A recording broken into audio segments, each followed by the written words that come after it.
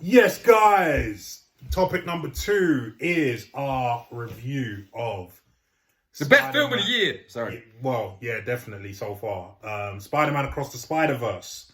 We have all seen it for once. Yeah, that's definitely. Even Mr. Rock sitting on the chair there. Succession. Yeah, man. Actually, we all saw it this weekend, didn't we? Yeah. Separately, though. Yeah. Let me go to Damien first. What did you think? I freaking love this movie. I can't throw enough accolades out.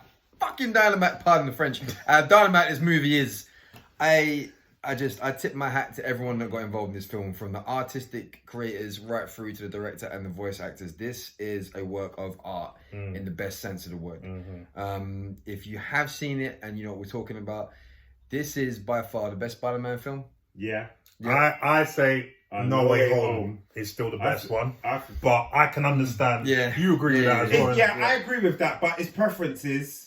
And I understand why. And I don't have you wrong. I just prefer No Way Home. But they're right there. Yeah, they're right there. There's not a lot in it. There's not a lot in it. 100%. For performances right through to the story itself, this has probably got one of the best stories a comic book film has had for the last 5 years. Definitely the best multiverse story. Yeah. And the way they actually play with the dynamics of that. It's not like, Endgame, let's just go back in time. And this actually plays with the dynamics of multiverse, and not Endgame, Doctor Strange. Yes. So, from that part, the set pieces are brilliant. The actual way they create the different animation and the different cartoonish backgrounds, like we mentioned before, about the different Vulture. Yeah. That was brilliant. And the way they pay respect to different projects as well. Mm-hmm. Yeah. Even back to like the 1960s Spider-Man. Yeah. And then even the Venom verse. With just the foot out. Yeah. When he's swinging. Yeah. And you just thought the when Spot goes into the Venom universe, and then he's talking to Mrs. Chen, innit? And he's like, "You don't seem weirded out by this at all. Like weird stuff happens to you all the time." Yeah, that was. I was expecting the face to go like Venom for I was like, that would have been joke.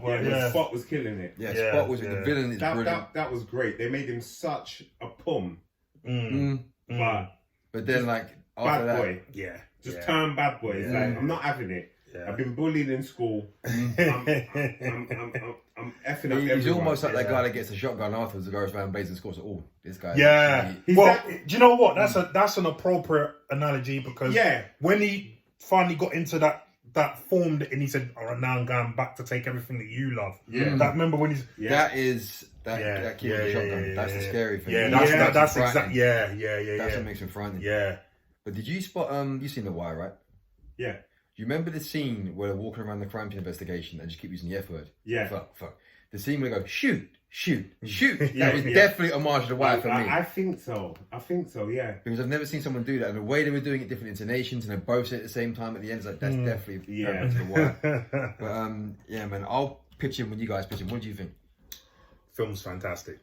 The film was fantastic. There's not a lot in it between No Way Home and this film for me, being the favorite Spider-Man film. I just think that there's more involved with a live action in terms of direction and getting what you need out of actors, where you can do pretty much what you want with the animation. That's the only difference for me as to why I'll pick a live action. But the story was off the chain. It made sense in every way. 100%. It was 100%. I'm sure there's little holes we've missed. Yeah, but that's only after you've watched the film about 5 times. But it's horrible when you watch a film and there's holes. Yeah, straight away. Wait a minute. That we didn't see that. We didn't see that. The story was good. They've made Miles Morales such a fan favorite now. Oh yeah, kids can't get enough of him now. Do you know what I mean? As much as they all love, I'm sure, Peter Parker, they all can't get enough of Miles Morales. Hence why. You know why? Go on. Miles is a child of the time. Yes. Yeah. Yes. He's a child of our time now. Yeah. 100%. Peter Parker's more our time. Yeah. Tobey Maguire. Yeah. It makes sense. But it goes back to what we were talking about on the phone with the music and you know what I mean? That's all part of it. Yeah. That's all part of it. Like you wouldn't expect a Peter Parker to be listening to Raheem. You know what I mean? And all that. No. But you'd expect Miles from where he's from, Brooklyn. That, you know what I mean? So, and the whole family dynamic. This film was just. That's it. You know, even though you got the villain, you've got the sort of anti-hero in Spider-Man 2099, Miguel O'Hara. Yeah. You know what I mean? Yeah. Like he just wants to do everything by the book. He doesn't care. Yeah. Like man wants to, and that's what I love about this film. Like, even though what he's saying might be correct, any one of us in Miles' shoes would be, I don't give a shit. I don't give a shit. That's my father. Yeah. Doing Do you know what I mean? I'm gonna go save my dad. You know what I mean? Well, everyone was on their purpose. Yeah. There was a purpose. Miguel, you know why? He said why.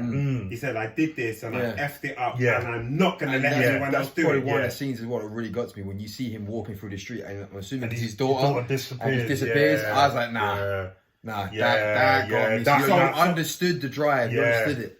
And the emotional connection, having a son myself, and obviously you guys as well, but you would understand. But seeing that emotional connection and the, you know, between Miles and his dad, and then also like him thinking that he's not doing a good job as a parent, and that, bruv, I can relate to that, man. That beautiful moment where literally he's talking to Miles as Spider-Man and they're on like the bridge and he kicks the bin over. He's like, I don't want to do it wrong, man. He's like, maybe you should, like, you know, just try to listen to him a bit more.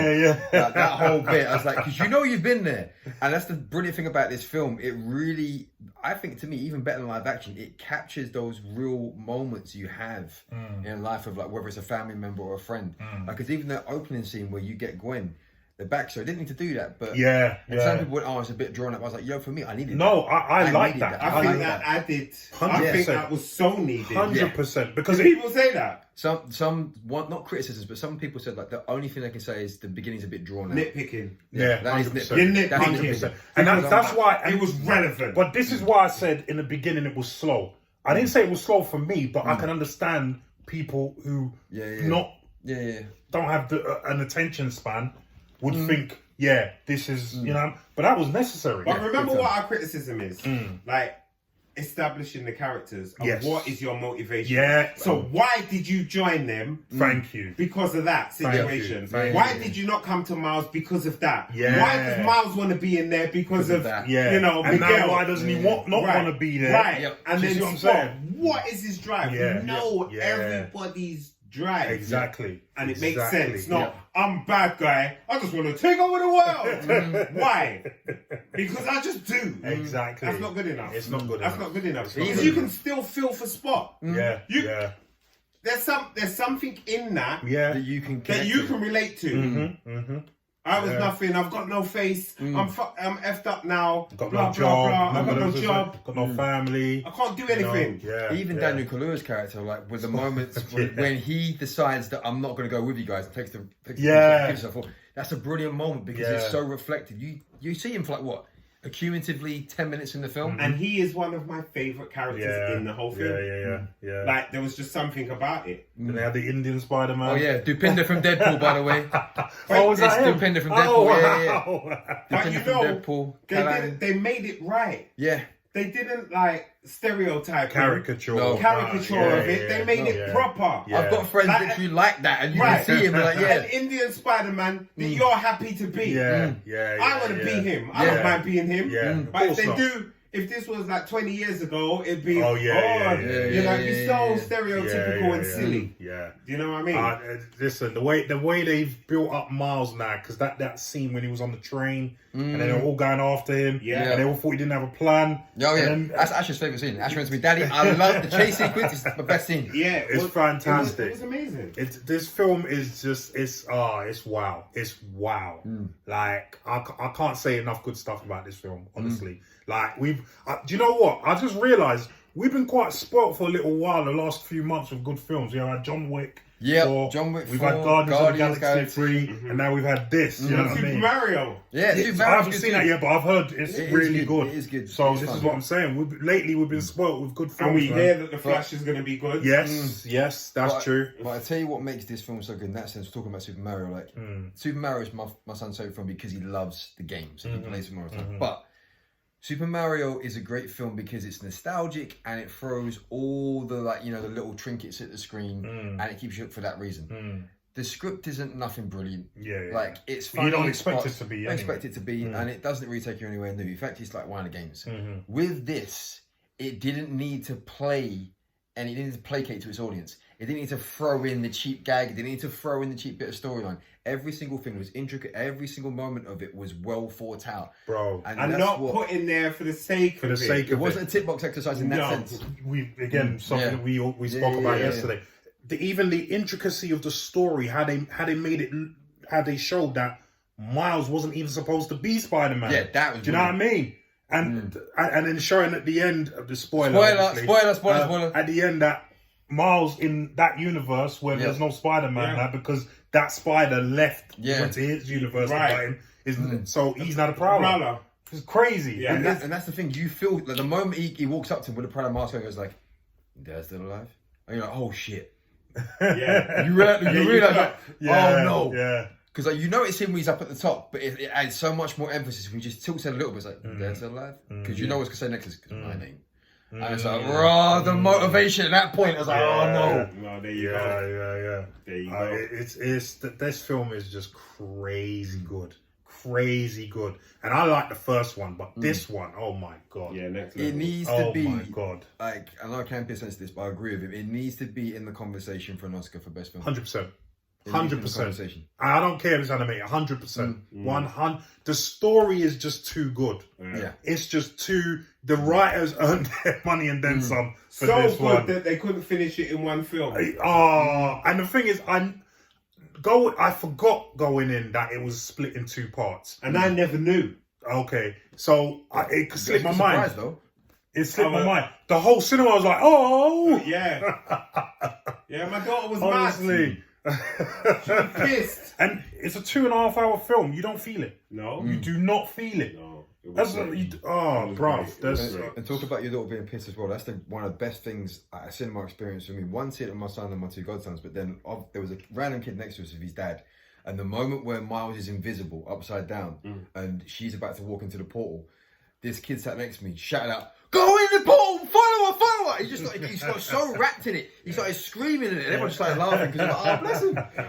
Because it was like, because you want him to do it. And that's the thing about this film. Like, it captures that human emotion so well. Even the bit I said to my friend Alvin, like, so yeah, big shout out to Alvin, UFC channel.